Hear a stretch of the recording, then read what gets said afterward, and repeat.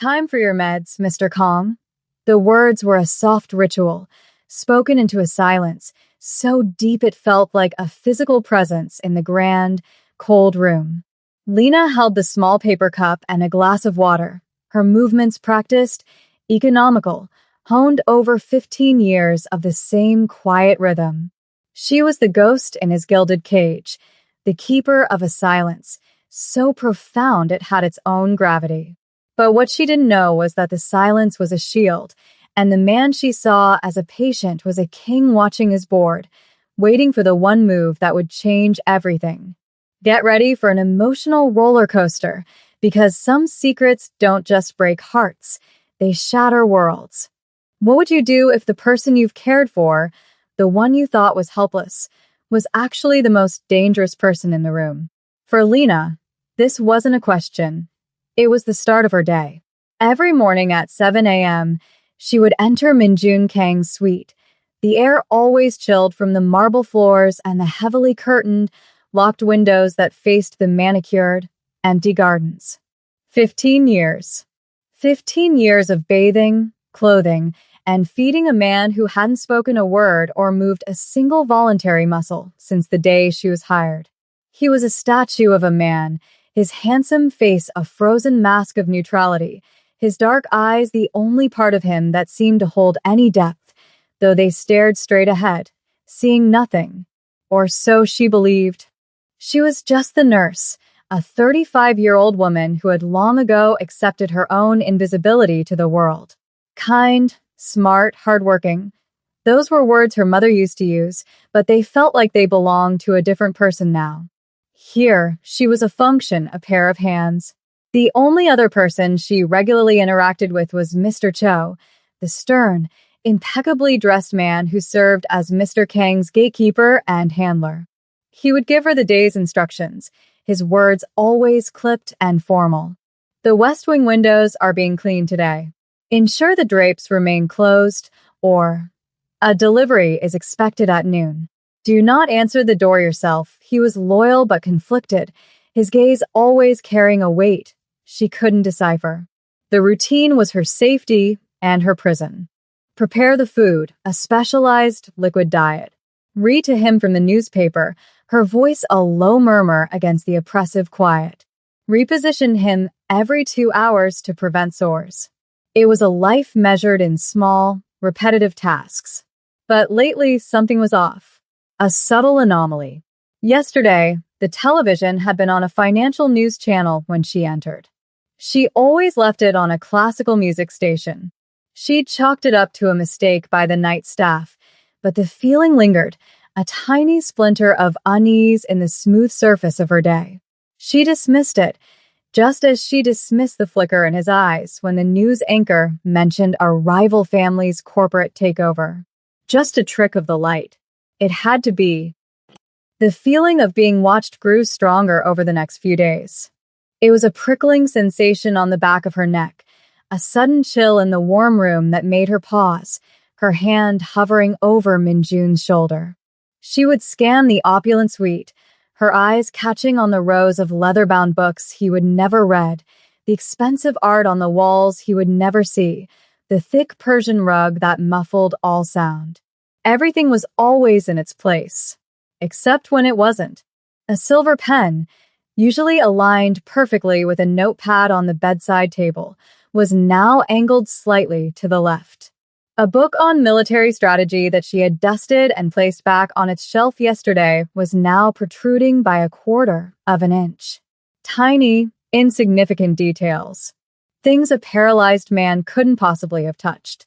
Lena told herself it was Mr. Cho, or one of the maids, their movements hurried and careless. She rationalized it away because the alternative was unthinkable. The house, once a familiar, lonely sanctuary, began to feel different, its shadows deeper, its silence more active. The nights were the worst. A floorboard would creak upstairs in the deserted family wing. A faint click, like a latch settling, would echo down the hall. Each time, her heart would hammer against her ribs, and she would lie in her small staff quarters bed, straining to hear, convincing herself it was just the old mansion breathing around her. The external world occasionally bled through in the form of Mr. Cho's tense phone calls, which he always took in the hallway, his voice a low, urgent growl. She would catch phrases, names. The Kim Syndicate is getting bold. Secure the perimeter. The words painted a picture of a danger she was deliberately shielded from, a world of power and violence that existed just beyond the mansion's wrought iron gates. The tension was a constant, low hum beneath the surface of her routine. She found herself talking to Minjun more, her usual one-sided chatter becoming more like a confession. "Sometimes I think I'm losing my mind in this big, quiet house," she whispered one afternoon while cleaning a smudge from the arm of his wheelchair. And then it happened. She dropped a small bottle of antiseptic solution, and it rolled under the edge of his chair. With a sigh, she knelt, reaching for it. Her head was low, her eyes level with the intricate machinery of the custom wheelchair. As her fingers brushed against the bottle, she saw it. On the advanced joystick controller, a feature she was told was vestigial, his right forefinger, the one always curled loosely in his lap, twitched. It was a minuscule, almost imperceptible motion, a deliberate, downward press that lasted less than a second. Her breath caught in her throat. It was impossible. She froze, her gaze locked on his hand, which was now perfectly still again. Slowly, she looked up at his face. It was the same as always, blank, impassive, staring into nothing. And yet, she had seen it. A single, silent message in a language she was never supposed to understand. Lena felt the world tilt on its axis. The tiny movement had shattered the foundation of her reality, the one she had carefully constructed over 15 years. For the rest of the day, she moved through her duties in a daze, her hands trembling as she served Minjun his meal, her voice unsteady as she read an article about global economics. She watched him. Every breath, every blink, every shadow that crossed his face was now a potential clue. Was he aware? Had he always been aware?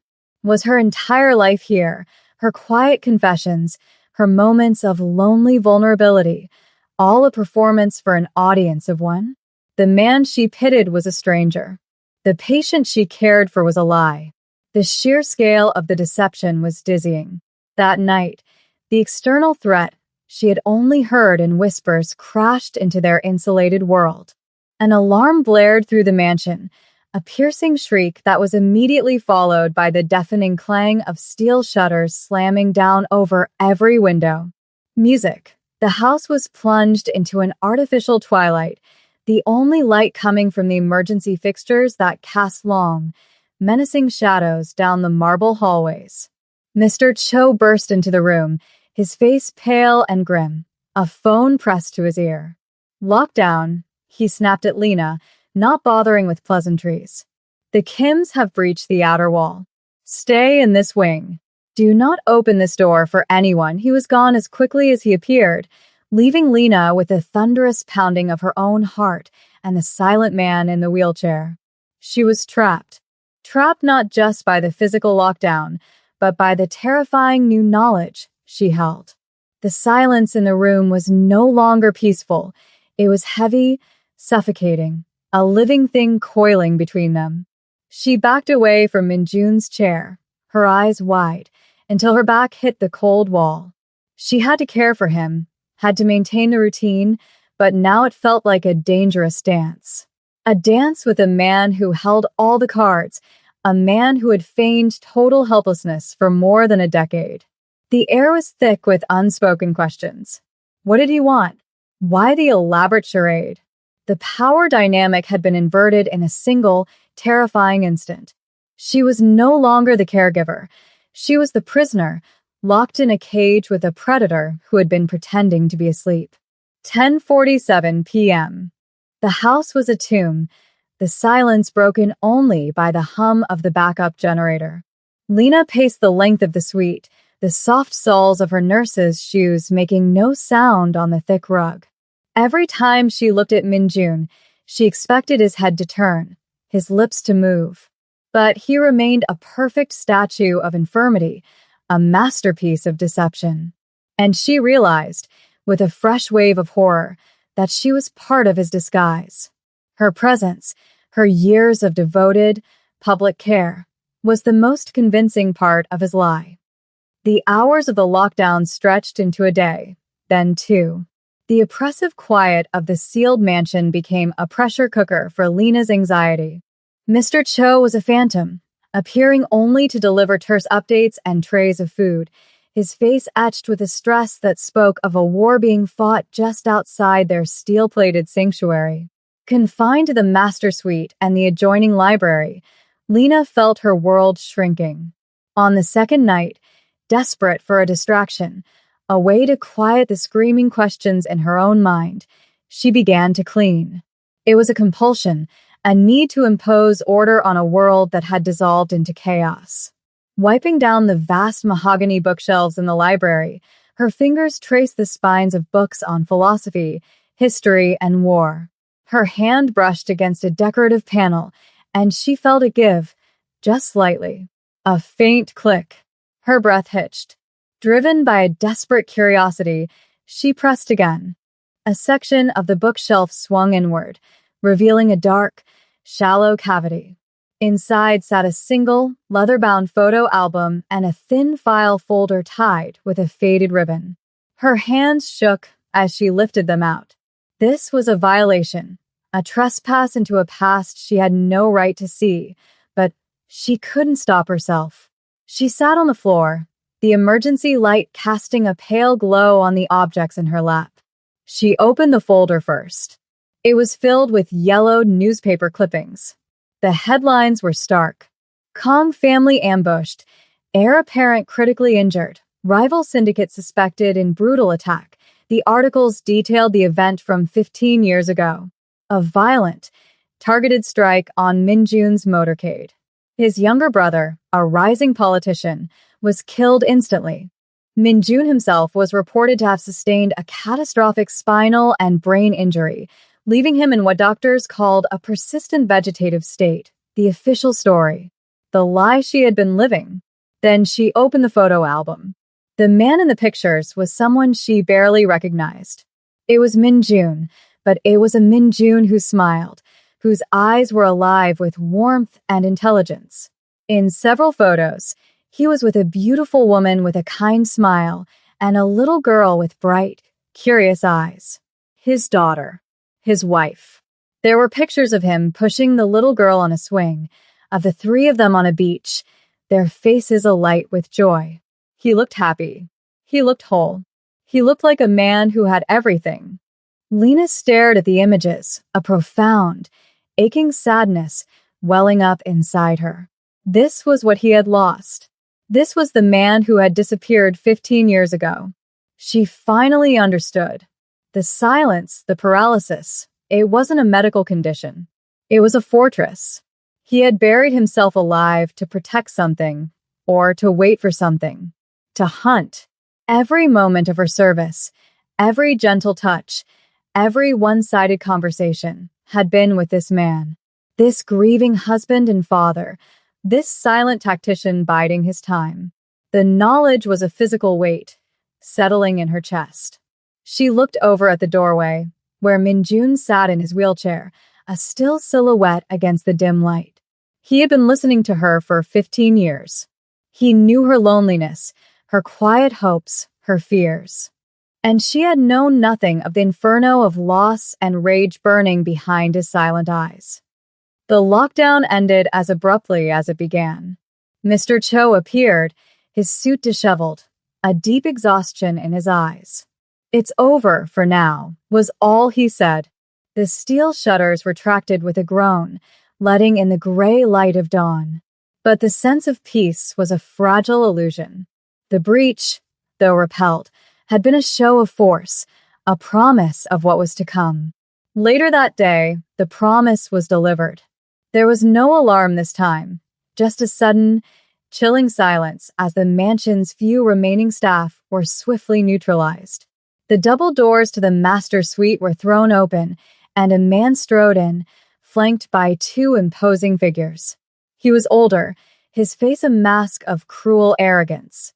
Lena recognized him from the news clippings. Chairman Kim, the patriarch of the rival syndicate. He walked with the swagger of a man who believed he had already won. His eyes, cold and reptilian, swept the room and landed on the still figure in the wheelchair. Well, Kong Min-jun, he said, his voice dripping with contempt. Still pretending to be a statue? After all these years. It's a pathetic sight. He circled the wheelchair like a shark, his gaze filled with a triumphant hatred. Then his eyes fell on Lena, who stood frozen by the window. He looked her up and down, a dismissive sneer twisting his lips. And this is what you have left. A fat nurse to wipe your chin. The words were designed to humiliate, to strip away her humanity and reduce her to her function. He took a step toward her. Tell me, is he worth the pittance they pay you? To care for a vegetable? For 15 years, Lena had been invisible. She had been quiet. She had accepted her place. But something inside her snapped. The man he was mocking wasn't a vegetable. He was a man who had suffered an unimaginable loss, a man she had cared for, a man whose secrets she now shared, even if he didn't know it. A fierce, protective instinct she never knew she possessed surged through her. She stepped forward, deliberately placing herself between Chairman Kim and Min-jun's wheelchair. Her heart was a frantic drum against her ribs, but her voice, when it came, was steady. Leave him alone, Chairman Kim laughed, a short, ugly sound. Brave. Or just stupid. He gestured to one of his men. Perhaps we should show her what happens to people who get in the way.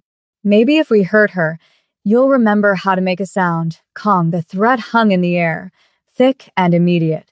Lena stood her ground, her body trembling but her resolve firm. She was tired of being unseen. She was tired of being afraid.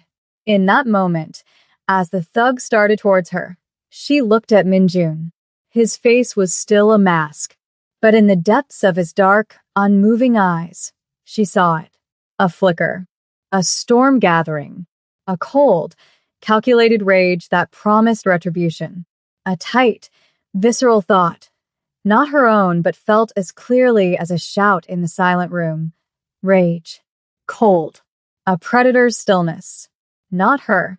The king on the board was about to make his move. The thug took a lazy step forward, a cruel grin spreading across his face, his knuckles cracking as he flexed his hands. Lena's blood ran cold. She could feel Chairman Kim's malevolent gaze on her, enjoying her terror, waiting for the scream that would finally break Min-jun's legendary composure. She braced herself for the impact, a silent prayer forming on her lips. But the blow never landed. A sudden, violent blur of motion erupted from the hallway. Mr. Cho, his face a mask of cold fury, appeared as if from nowhere, moving with a speed and brutality that seemed impossible for the usually reserved handler. He disabled the first man with a series of precise, devastating strikes, his movements economical and deadly. Two more of Min-jun's loyal security staff, dressed in dark suits, materialized behind him, their efficiency turning the confrontation into a swift, brutal ballet of force. They subdued Kim's men with a chilling professionalism that spoke of years of training for this exact kind of moment. It was over in less than 10 seconds. Chairman Kim watched, his arrogance melting into stunned disbelief, then curdling into pure rage. He hadn't been defeated. He had been outmaneuvered in his own moment of triumph. His eyes darted to Min-jun, who hadn't moved a muscle, his expression still utterly vacant. The perfect statue. It was then Kim understood. The lockdown, the breach, it had all been a test, a baited trap, and he had walked right into it. He had shown his hand, and Min-jun had confirmed the loyalty and readiness of his inner circle. Kim's face contorted, and he pointed a trembling finger, not at Min-jun, but at Lena. Get rid of her, He snarled at Mr. Cho, his voice venomous. If I ever see her again, I will not be so restrained. This is your only warning. He turned and stormed out, his remaining men dragging their subdued comrades with them. The immediate danger was gone, but a new, colder dread settled over Lena. She looked at Mr. Cho, whose face was once again an impassive mask, though she could see a flicker of something, regret, in his eyes. He gave a slight, almost imperceptible bow in Minjun's direction before turning to her. You have 1 hour to pack your things, he said, his voice flat, devoid of emotion. A car will be waiting. The words hit her harder than any physical blow. What? No. You can't. She looked desperately at Minjun, pleading with her eyes for him to do something to stop this. But he just sat there, silent, unmoving, paralyzed. It was the cruelest cut of all. After everything, after seeing the man behind the mask, she was being thrown away. She was nothing more than a piece on the board, and her sacrifice was required. The despair was a physical weight, crushing the air from her lungs. She had been exposed, blamed, and was now being exiled. She was invisible all over again. Lena found herself in a small, third-floor apartment in a part of the city that smelled of wet asphalt and fried food. The room was a universe away from the silent, marble halls of the Kong estate. Here, the silence was thin, easily pierced by the wail of distant sirens and the rumble of the elevated train. She had been given a generous severance package, delivered by Mr. Cho in a thick envelope. His final words to her curt, "Stay safe. Do not try to make contact." It was a gilded cage of a different kind. For days, she drifted in a fog of disbelief and a profound, hollow loneliness. She would sit on the lumpy sofa, staring at the water-stained ceiling, replaying the confrontation in her mind. Had she been a fool? Had she misread everything? The flicker in his eyes, the twitch of his finger. Maybe it had all been a product of her own desperate need to believe there was more to her life than just a routine. The world outside her window felt alien. She was untethered, a ghost haunting a life that was no longer hers. Every creak of the floorboards in the apartment above sent a jolt of fear through her. She felt hunted, watched. The feeling of being unseen, once a familiar cloak of her profession, was now a terrifying vulnerability. She was just a woman alone, who knew a secret that could get her killed. The routine that had once been her prison now seemed like a lost paradise. She missed the weight of the silver spoon in her hand, the specific scent of the library's old books, the quiet rhythm of Minjun's breathing in the still room. She missed the man she thought she knew, and she mourned the man she had just discovered. The separation was a physical ache, a phantom limb of a life that had been amputated. She found herself talking to him, as if he were there. Was any of it real? She whispered into the empty room one night, tears tracing hot paths down her cheeks. Did you see me at all? The city noise was her only answer. Meanwhile, miles away, in the cold, opulent suite, the scent of her lemon-scented cleaning polish was fading. The room felt sterile, empty. Minjun sat by the window, his gaze fixed on the city lights he could see beyond the garden walls. A missing piece. A strategic liability he had been forced to remove from the board. But as he methodically planned his final campaign against the Kim Syndicate, a new variable had entered the equation, an unwelcome, dangerous emotion that felt like a splinter of glass in his heart. Her name was Lena, and he had to get her back. A week after her dismissal, there was a sharp, authoritative knock on her apartment door. Lena's heart leaped into her throat. She froze, her mind racing. It was them. The Kims had found her. She held her breath, listening. The knock came again, louder this time, followed by a familiar, low voice. Lena SSI. It's Hansol Cho. Please open the door. You are not in danger. Her fear was instantly replaced by a wave of confusion and anger. Mr. Cho. The man who had coldly thrown her out.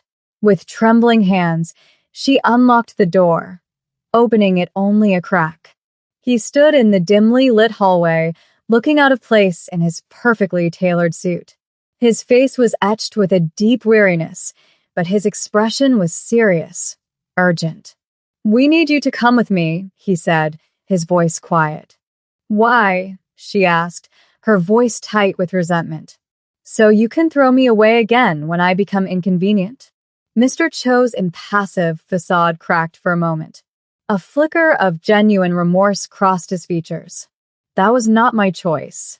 It was a necessary move to ensure your safety. Chairman Kim would have targeted you immediately. We had to make him believe you were discarded, that you meant nothing." His words chipped away at her anger, leaving a raw, vulnerable hope. "And now," she whispered, "now things have changed. He is asking for you, he."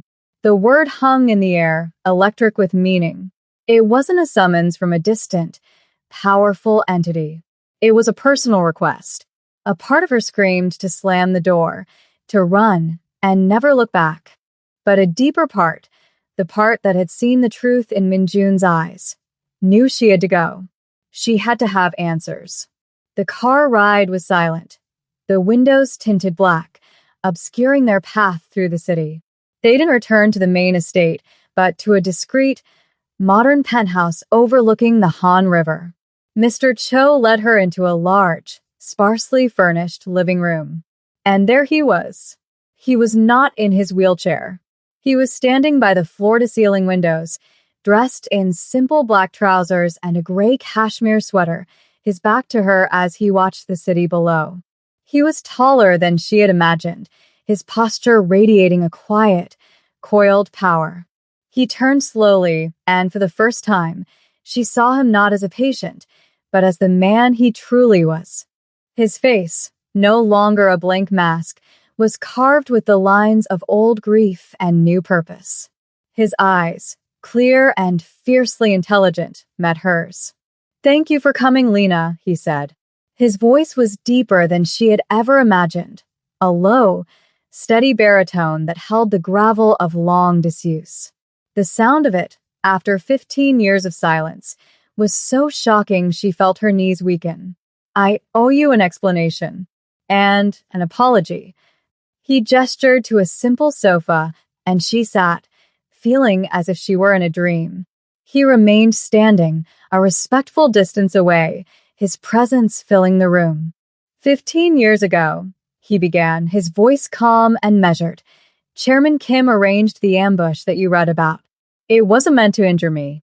It was meant to eliminate my brother and my family. His face tightened, a shadow of an unbearable pain passing over his features. My wife, Hygiene, and my daughter, Minnie, were in the car with my brother. They were all killed. I was the only survivor. Lena felt a wave of nausea. The smiling woman and bright-eyed little girl from the photographs. The reality of it was so much more brutal than the newspaper clippings had suggested. The doctor said the trauma had locked me in a vegetative state. At first, it was real. But after a few months, I woke up, alone in a hospital bed. And I heard them talking. The Kims had consolidated power. Everyone believed I was gone, a living ghost. He paced slowly, his movements fluid, controlled. So, I made a choice. I would stay a ghost. I learned to control every muscle, every reflex. I made my body a prison to build a weapon of patience. From that chair, I could listen. I could watch. Mr. Cho was my eyes and ears. We rebuilt my organization from the inside out, silently, while our enemies grew complacent, believing their only threat was a man who couldn't even feed himself. He stopped and looked directly at her, his gaze intense, penetrating. And then you came. You were kind and you were diligent. You talked to me. For 15 years, you told me about your life, your dreams, your loneliness. You never treated me like an object. You treated me like a person. You were the only window I had to a world I thought I had lost forever. The confession was overwhelming. He had heard everything. Every frustrated sigh. Every whispered hope. She wasn't just his nurse. She had been his companion, his unwitting confidant. "I am sorry for the deception," he said, his voice softening. "And I am sorry for what you were put through. When Kim threatened you, it was the first time in 15 years I almost broke my silence. Putting you out was the hardest thing I've ever had to do, but it was the only way to keep you alive." He took a step closer, his eyes holding hers. Now, Kim is making his final move. He's overconfident. "I have spent years gathering every piece of evidence, every secret transaction, every betrayal. I am ready to dismantle his empire from the foundation up. But I found I could not do it without seeing you one last time." Without telling you the truth, the sincerity in his voice was undeniable. The validation, the feeling of being truly seen for the first time, was a powerful, dizzying wave. The question was, what came next? The final phase of his plan was a masterpiece of strategic cruelty, executed with the precision of a surgeon. Min-jun didn't need guns or an army. His weapon was information, wielded with a patience honed over 15 years of silence. He sat not in a wheelchair, but at a large, slate-gray desk dominated by a bank of monitors. Lena stood by his side, a cup of tea in her hands, her presence a silent, steady anchor in the storm he was about to unleash. Chairman Kim's entire operation is built on a network of corrupt politicians and international investors, Min-jun explained, his voice a low hum of controlled intensity. They believe their money is protected by layers of shell corporations and offshore accounts. What they don't know is that I control the central node of their encrypted financial network. I have for the last 7 years. He pointed to a screen filled with cascading lines of code. This is his heart. And I am about to stop it. He looked at Lena, a question in his eyes. He wasn't asking for permission, but for participation. A shared conclusion. "He built an empire on the graves of your family," she said, her voice quiet but firm. "He deserves to lose everything." That was all the confirmation he needed. The first move was a simple email sent from a ghost server to the top shareholders of Kim's legitimate front company, a massive tech conglomerate. The email contained irrefutable proof of embezzlement on a catastrophic scale, implicating Kim's eldest son. Panic would rip through the stock market within minutes. The second move was a data transfer. With a few keystrokes, Min-jun released years of evidence, transaction logs, recorded conversations, photographic evidence, to a consortium of international journalists and law enforcement agencies he had cultivated through intermediaries. The evidence didn't just incriminate Kim, it implicated every powerful figure who had enabled him. The third and final move was the most personal. Min-jun initiated a video call. On the screen, Chairman Kim's face appeared, his expression smug as he sat in his opulent office. "To what do I owe this surprise?" "Kim needed." And then Min-jun spoke, his voice calm, deadly, and unmistakable. "You're a man who enjoys taking things, Kim. So I thought you should be awake to feel this." He tilted his own webcam down to show his hands, typing on the keyboard, and then back up to his face. Kim's jaw went slack, his face draining of all color. The ghost was real. "My family is gone because of you," Min-jun continued, his voice dropping to a near whisper. "So I am taking yours, not their lives. I'm not you. I'm taking their legacy, your name, your money. By the time the sun rises, the name Kim will be synonymous with disgrace. You will be penniless. Your allies will be your accusers. And you'll spend what is left of your miserable life in a concrete box." Remembering this conversation on the screen, Kim's phone began to ring, then his desk line, a cacophony of incoming ruin. His empire was crumbling in real time, and Min-jun made him watch every second of it. Lena watched Min-jun, not the strategist or the avenger, but the man. When it was over, when the final call was made and the digital bombs had all detonated, he closed his laptop. He leaned back in his chair and closed his eyes, the tension of 15 years draining from him in a single, shuddering breath. He had won. The war was over. He opened his eyes and looked at Lena, and in his gaze, she saw not triumph, but a vast, empty landscape of grief. He had his justice, but it would never bring them back. He reached across the desk and, for the first time, took her hand. His touch was warm, real, and in that simple connection, a new chapter began, not of revenge, but of healing. The epilogue of their story was written not in a cold, marble mansion, but in a small, whitewashed house on the coast of Jeju Island. The windows were thrown open to the sea, and the scent of salt and wild camellias drifted in on the breeze. The silence here was different. It was a comfortable, peaceful quiet, filled with the gentle sounds of waves and the rustle of leaves, not the oppressive, watchful silence of Minjun's former life. They had left Seoul behind, along with the ghosts of the Kong and Kim dynasties. The news of Chairman Kim's spectacular fall from grace and subsequent arrest had dominated the headlines for weeks, but it felt like a story about other people.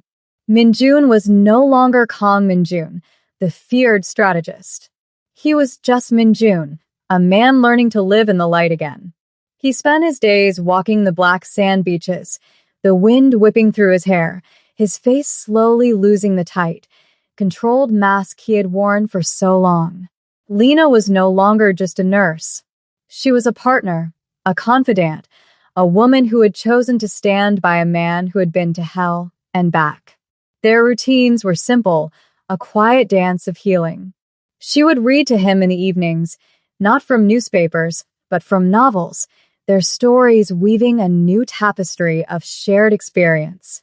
He would cook for her, his movements in the kitchen surprisingly adept, a quiet expression of care that said more than words ever could. He still had nightmares. Sometimes he would wake up, his breathing ragged, the names of his wife and daughter on his lips. Lena would simply hold his hand, her presence a steady anchor in the dark until the storm passed. She was the living proof that a second chance was possible, that redemption could be found not in revenge, but in the quiet courage of choosing love. One afternoon, they were sitting on the porch, watching the sun dip below the horizon, painting the sky in shades of orange and pink. He had been quiet for a long time, his hand resting over hers on the weathered wooden armrest. She had learned to read his silences, and this one was not filled with sadness, but with a gentle, profound sense of peace. He turned to her, his dark eyes clear and full of a tenderness she had once only dreamed of seeing. "For 15 years, you took care of a broken man," he said, his voice soft against the sound of the waves. "You saw a person where everyone else saw a ghost. You saved my life, Lena, not from my enemies, but from myself." She felt tears well in her eyes, but she did not look away. He brought her hand to his lips and kissed her knuckles gently. "I can't get back the years I lost. I can't build a new empire. I don't want to. All I want to build is a life. With you." He looked out at the endless ocean, then back at her, his expression holding the weight of a decade and a half of unspoken gratitude. "Let's get married." The words were not a question, but a statement. A quiet, certain, and hopeful beginning. It was the final, most important move from the man who had mastered the art of waiting, a choice to build a future not on the ashes of the past, but on the steady ground of a love that had been strong enough to break the silence.